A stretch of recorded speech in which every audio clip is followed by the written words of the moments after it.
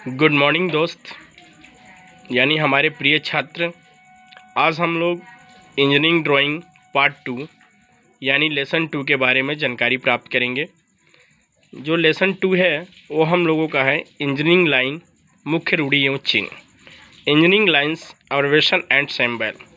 तो जैसा कि आप लोगों ने देखा कि हम लोगों ने पार्ट 1 में यानी लेसन 1 में हम लोगों ने इंजीनियरिंग ड्राइंग क्या होती है इसके बारे में जानकारी प्राप्त किए थे, और आज हम लोग लेसन 2 में इंजीनियरिंग ड्राइंग में लाइन कितने प्रकार की होती हैं और इसका यूज कहाँ किया जाता है इसके बारे में हम लोग ये स्टडी करेंगे।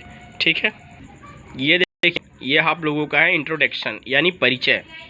इंजीनियरिंग ड्राइंग के फील्ड में लाइंस का बहुत महत्व है। लाइंस के बिना कोई भी ड्राइंग आसानी से पूरी नहीं हो सकती।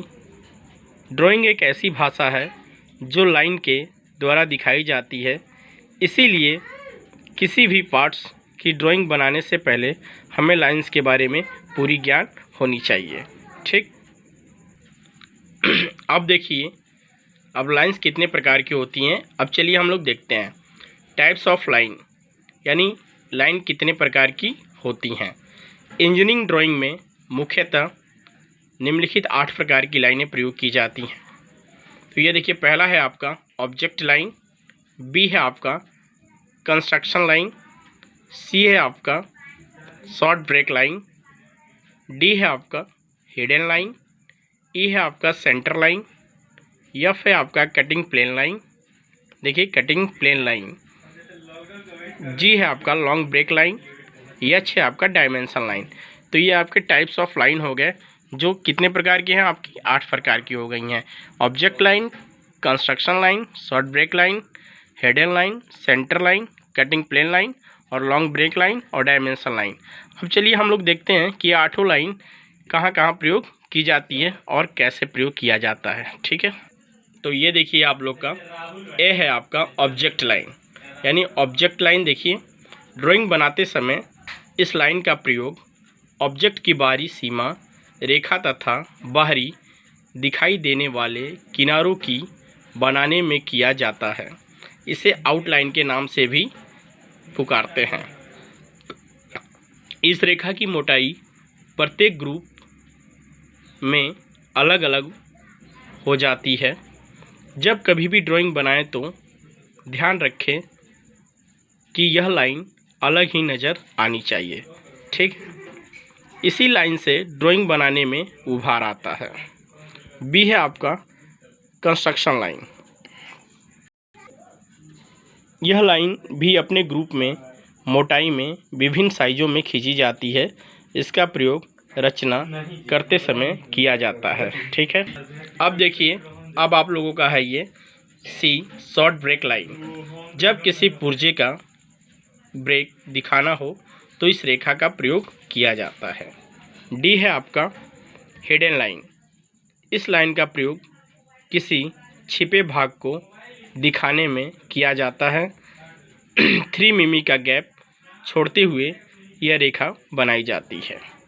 अब ये देखिए, ई है आपका सेंटर लाइन। किसी भी पार्ट के मध्य भाग को दिखाते समय उसके केंद्र में यह लाइन खींची जाती है। यह 5 मिमी 1 मिमी के डैश लगाते हुए यह रेखा बनाते हैं।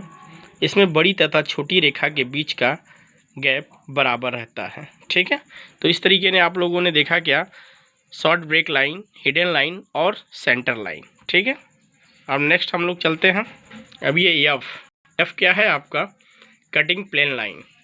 सेंटर लाइन की भांति यह रेखा 2 छोटी तथा एक बड़ी डैश से बनाई जाती है।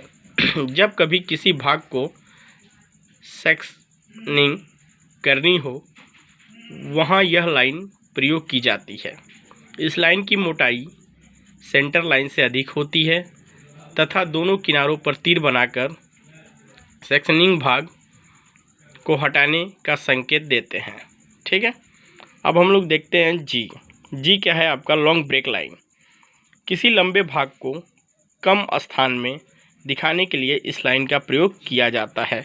तो देखिए आप लोगों का ये है आपका कटिंग प्लेन लाइन के बारे में आप लोगों ने पढ़ा। अब ये है आपका जी लॉन्ग ब्रेक लाइन। ठीक है। अब देखिए एच है आप लोगों का डायमेंशन लाइन। किसी ऑब्जेक्ट की माप दिखाते समय इस लाइन का प्रयोग किया जाता है। यह लंबी रेखा के दोनों किनारों पर एरो हेड बनाते हुए इसके साथ प्रोजेक्शन लाइन खींचकर इसे बनाया जाता है। ISI निर्देशानुसार माप डायमेंशन लाइन के ऊपर खींची जानी चाहिए तथा डायमेंशन लाइन के बीच में ब्रेक नहीं किया जाना चाहिए। ठीक है। डायमेंशन लाइन क्या है आपका? किसी ऑब्जेक्ट की माप दिखाते समय इस लाइन का प्रयोग किया जाता है।